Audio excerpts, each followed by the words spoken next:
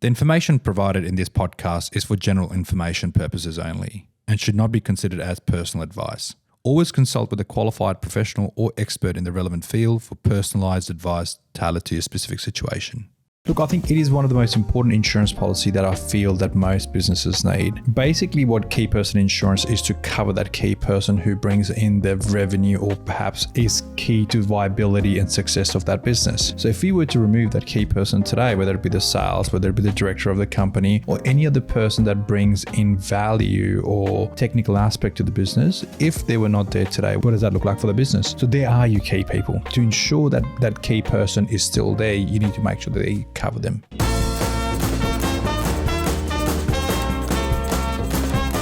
Hello, everyone, and welcome to another episode of The Wealth Guide, sponsored by Ryker Capital. My name is Tamara, and I am the practice manager.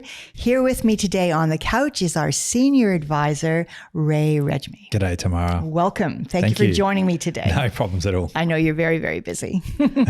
We're diving in today to something, business insurance. Yeah.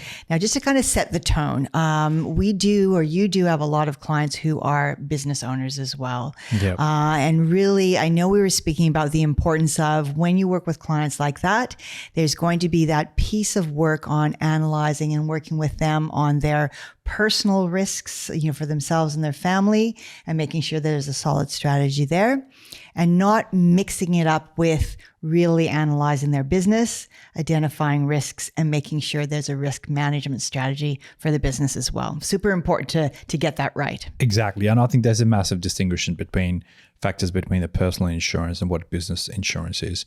And to further take that, I think there's separate types of business insurance. Like there's public liability, there's indemnity. So there's a variety of different business components of insurance. So particularly what we want to talk about today is what business insurance is to cover the directors of the business. Or there might be in a partnership, or it could be multiple directors within the company, to make sure that they are covered in a sense that in the event should an event occur, the business is still an ongoing, successful entity.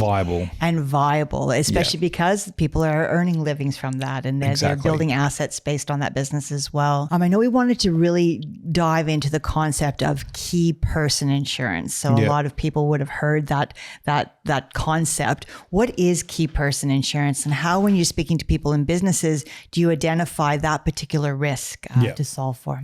Look, I think it is one of the most important insurance policy that I feel that most businesses need. Basically, what key person insurance is to cover that key person who brings in the revenue or perhaps is key to viability and success of that business. So if we were to remove that key person today, whether it be the sales, whether it be the director of the company, or any other person that brings in value or technical aspect to the business, if they were not there today, what does that look like for the business? Yeah. So there are your key people. Okay. So to ensure that key person is still there, you need to make sure that they cover them. Because what you'll need is that insurance then to provide that amount of money to then replace them by another person. Mm-hmm. So effectively what it means is a key person can be considered in the form of death, in the form of disability, in the form of trauma, even the business overheads cover, to make sure that business overheads expenses are met if that person wasn't there tomorrow. So are we talking about revenue versus capital protection of a business? Is that? So I think that was a great segue, I think, Tamara. There's two different types that you can sort of look at. You can look at the revenue part of the purpose, or you can look at the capital part of the purpose. Revenue is focused on replacing the income. However, capital purpose is if they're unable to work, this allows them to pay their creditors or allow them to pay the business directors if they had put any money into their company. Wow. Okay. So you really have to analyze that. So there's that risk, but what actually, if that something happened to that person, and what are the different things that could happen to the person? Like, to your point, it could be death. It could be something that takes them out of the business for a period of time, but they're coming back as well. Correct. So you have to analyze that. And then what are the needs if they're removed from the business for a period of time or forever? Or you might need to sort of hire someone to replace them for a period of time. To pay that salary. And pay that salary. Okay, so there's lots that goes into analyzing and assessing it well before you go into solution mode, is what I'm picking up from you as absolutely. well. I think, and the key consideration there is you got to work with a bunch of with accountants and as well as with key partners in the business to go, what is the skill set that we're replacing for that period of time? Because if that skill set's not there, so if it's a technical person who brings the technical ability to do that job, and if he's not there, how do we run the business? Because if that's the case, the business will come to a complete standpoint. Right. So you're really analyzing different scenarios as well. And also what the individual skill sets each person brings into that business. Okay. So really, from your point, they might be a director, but it's not just a director. It's what do you actually do in the business? Exactly. Because somebody who's a company director could do a variety of things. It'd be at different stages of their lives as well. Yeah.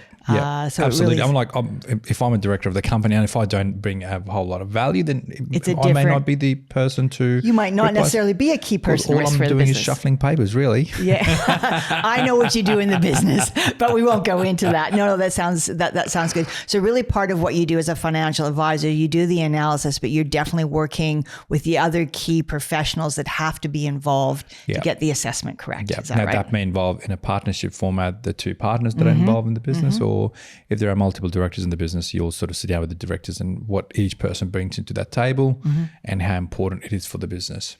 So it's really, so you need to be able, if you're going to do business insurance like yourself, you need to understand how businesses are run. Exactly. And evaluate what each of the. Evaluate it. Let's dive in. Okay. Let's make this real. Let's dive into that case study that you and I were talking about. So my understanding, so this particular case study, this is a fairly well-known women's kind of activewear brand. Yep. And it's the husband and wife who were, co-founders of the business. Yep. They had very specific skill sets that really came together as a team. And I think his was more some of the technical aspects of the business, and she was really kind of the design guru in the business as well. That's right. So this famous activewear brand was very unique in the sense that it had not only grown popularity in Australia but also overseas. So they had grown the business quite significantly over a period of time.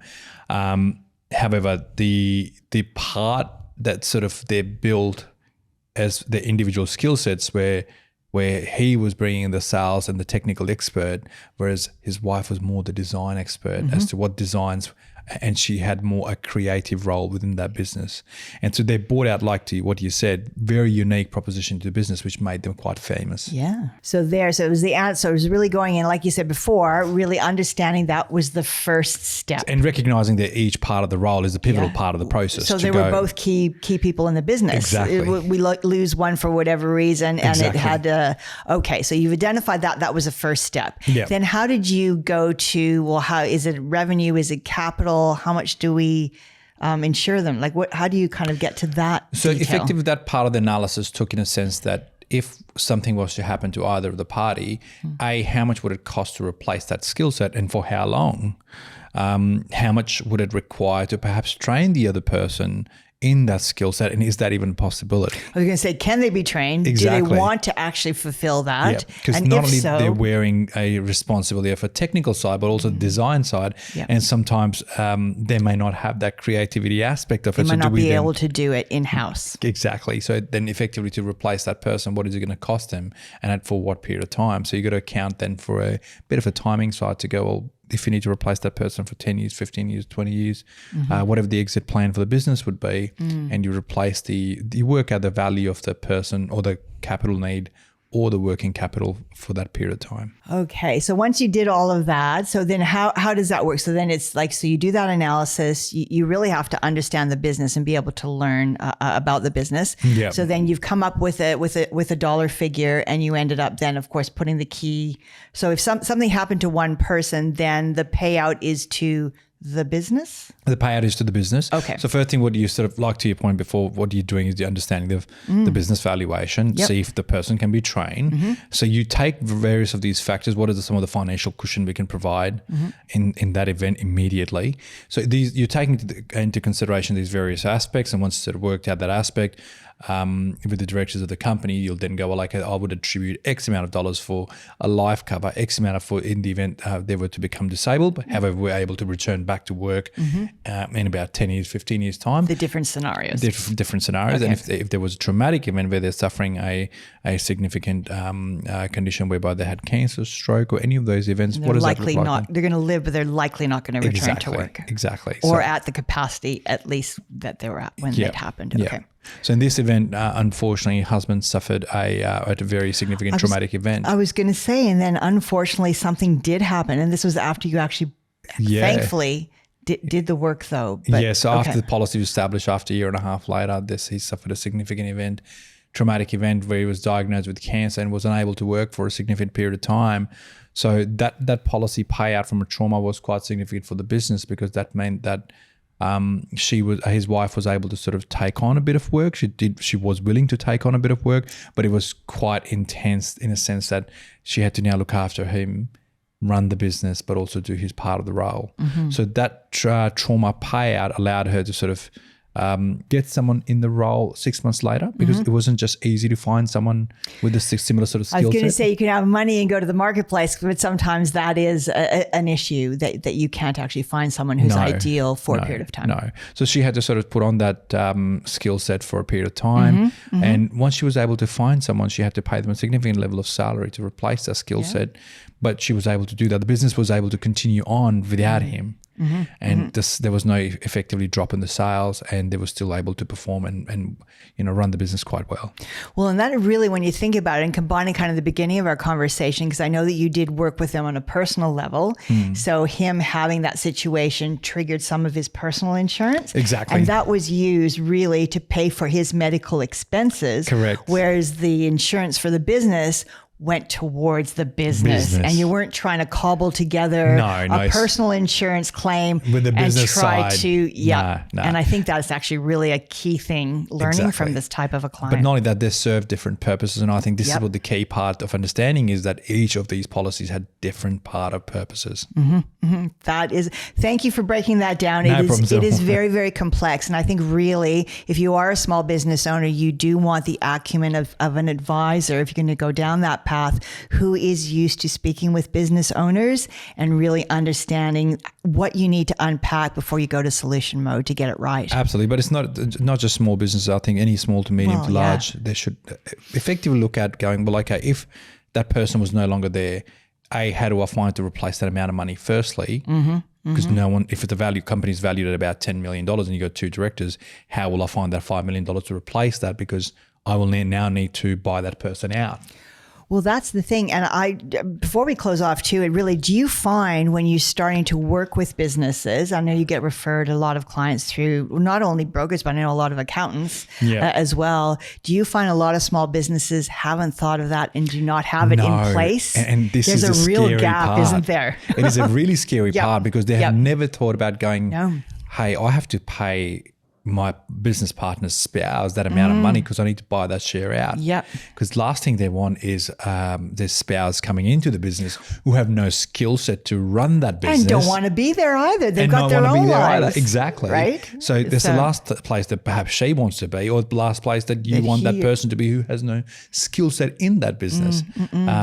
And I think this is why I think to consider business insurances is very important. Second part is also ensuring and understanding the tax on that business insurance payout, what that looks like. So it's very important to speak to an advisor or an accountant before you actually establish the policies, not only to ensure that company can claim a tax deduction, but also to ensure that in the event that payout occurs, that you're not paying a significant level of tax or you're grossing up the amounts. Okay, well, that's a good place to finish off this particular segment. I understand the complexity now. I don't understand how to get through the complexity other than really making sure you're seeing a specialist. Yep, absolutely. Thank you very much. Thanks, Tamara.